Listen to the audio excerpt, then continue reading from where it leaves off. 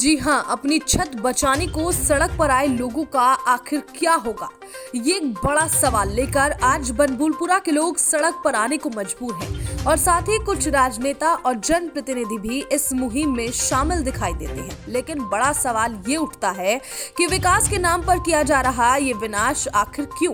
क्या रेलवे का विस्तार इतना जरूरी है कि यहाँ रहने वाले 4000 परिवारों को बेघर कर दिया जाए, या फिर ये केवल एक राजनीतिक प्रतिद्वंदिता है? क्या केवल एक सरकारी संस्था को आगे बढ़ाने के लिए लोगों को बेघर करना जरूरी है? ये एक बड़े चिंतन का विषय है जिस पर हर एक राजनीतिक दल को और हर एक सक्षम व्यक्ति को सोचना जरूरी है।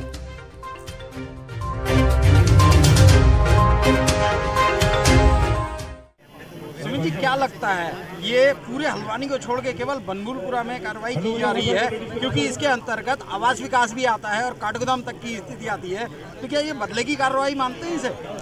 नहीं, देखिए, सरकार ने पक्ष यहाँ का नहीं रखा, भेदभाव हुआ है, इसमें कोई संकोच नहीं कहने में। रेलवे खुद अपने एफिडेविट में सबमिट कर रहा है 29 एकड़ है।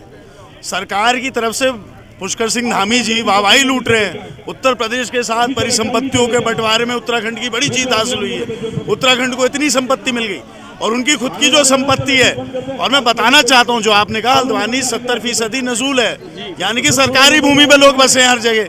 ये कोई यहीं का विषय नहीं है। अवश्य भेदभाव पक्षपात हुआ है, तो जो इनके नारे हैं सबका साथ सबका विकास, सबसे बड़ा झूठा नारा वो है बेटी बचाओ बेटी पढ़ाओ। यहाँ बेटियां हमारी बैठी हुई हैं तख्तियां लेके, हमारे घर को बचाओ, हमारे स्कूलों को बचाओ।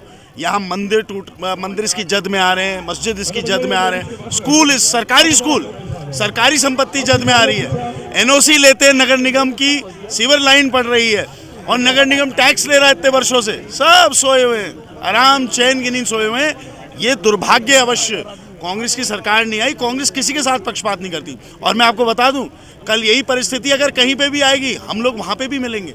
हम अन्याय किसी के साथ नहीं होने देंगे। हम लोग विश्वास मानते, सर्वधर्म संभाव, वसुधैव कुटुंबकम, इन चीज़ों में विश्वास मानते हैं। ये हमारे धर्म के भी आधार है, संविधान का भी आधार है, लोकतंत्र का भी आधार है। सबका साथ सबका विकास जो असली होता है वो हमेशा, कांग्रेस ने तो हमेशा, अगर मैं पार्टी की बात करूं, हमेशा साथ सबका दिया है। हम सबका साथ देते हैं, किसी गरीब के साथ अन्याय होते हुए हम नहीं देख सकते। सुप्रीम कोर्ट हम जा रहे हैं, सुप्रीम कोर्ट से हमारी आशा है। ये विरोध जो आज यहाँ लोग शांतिपूर्वक बैठे हैं, मैं इनके जज्बे को सलाम करता हूँ। ये राज्य सरकार के खिलाफ विरोध है, राज्य सरकार को जगाने के लिए विरोध है। बहुत बहुत धन्यवाद। दर्द को कैसे देखते हैं? आप भी धरने पर बैठे हुए हैं, क्या कुछ कहना चाहेंगे?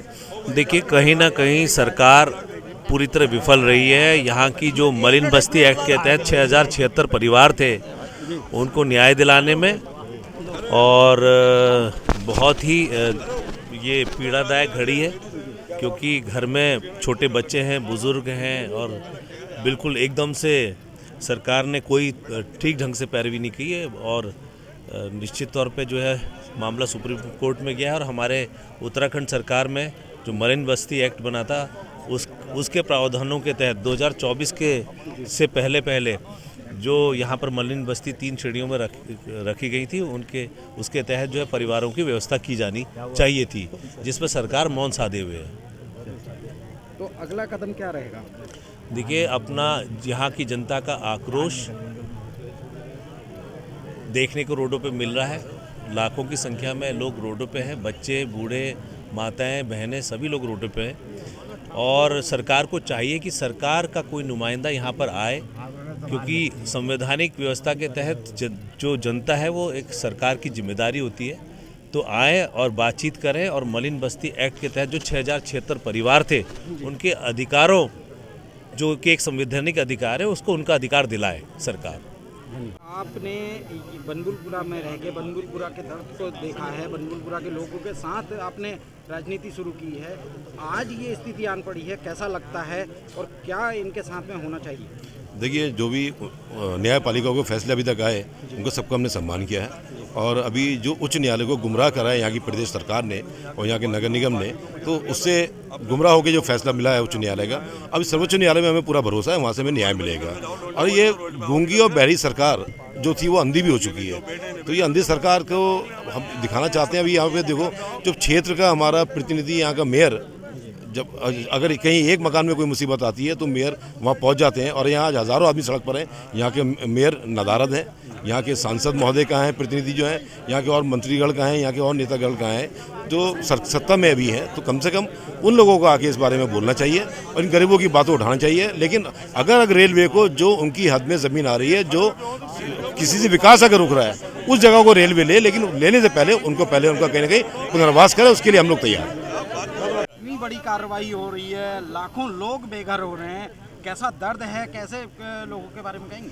निश्चित रूप से आप ये देख सकते हैं कि किस तरह से लोग हज़ारों की तादाद में सड़कों पर हैं। तमाम बुजुर्ग हैं, महिलाएं हैं, बच्चे हैं, स्कूलों की ड्रेसों में हैं, बच्चे रो रहे हैं बुरी तरह, सुबह से भूखे प्यासे यहाँ बैठे हैं। लेकिन अफसोस की बात है कि यहाँ की सरकार और यहाँ का स्थानीय प्रशासन और शासन बिल्कुल कानों में रूई ठूसे बैठा है। उन्हें किसी बात की कोई परवाह नहीं है कि लोग इस ठंड के मौसम में, कड़कड़ाती ठंड में सड़कों पर पड़े हैं। इनसे अभी तक कोई बात करने तक नहीं आया।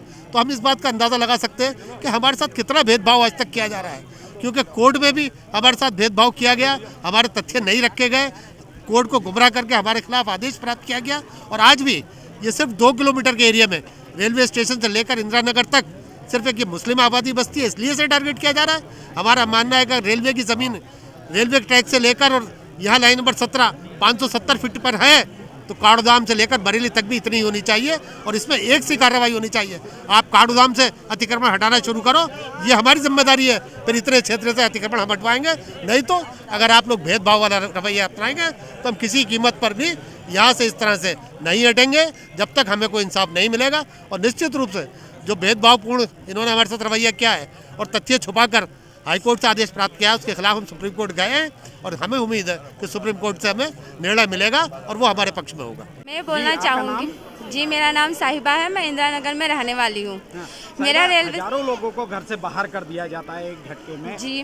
कैसा लग रहा है, कैसा दर्द है और क्या कहना चाहेंगे सरकार से? इस दर्द से मैं ये कहना चाहूँगी, पहले ये रेलवे का जो अब ये उखाड़ने का कर रहे हैं, तो पहले ये निवासी आपने बसाने ही क्यों दी? आपने ये पानी की व्यवस्था दी, बिजली की व्यवस्था दी, आपने ये व्यवस्था दी ही क्यों हमें? अब हम इतने सालों से यहाँ पे रह रहे हैं, आप अचानक से आके उजाड़ देंगे। बच्चों की परवरिश का क्या होगा इसमें? इतने बच्चों की पढ़ाई का लॉस होगा, इतने बुजुर्ग हैं, कहाँ जाएंगे सब लोग? हमारे इसके सिवा तो कोई और घर है नहीं, कहाँ जाएंगे इतने सारी पब्लिक? सरकार नागरिकों से होती है, हम हैं तभी तो सरकार है। तो आज हमारा घर उजड़ रहा है तो सरकार हमारे साथ क्यों नहीं है? सरकार को भी हमारे साथ होना चाहिए। तो मेरी सरकार से ये निवेदन है कि ये जो कुछ भी हो रहा है इसे रोका जाए, ये बहुत गलत है। बहुत हजार लोगों की छत से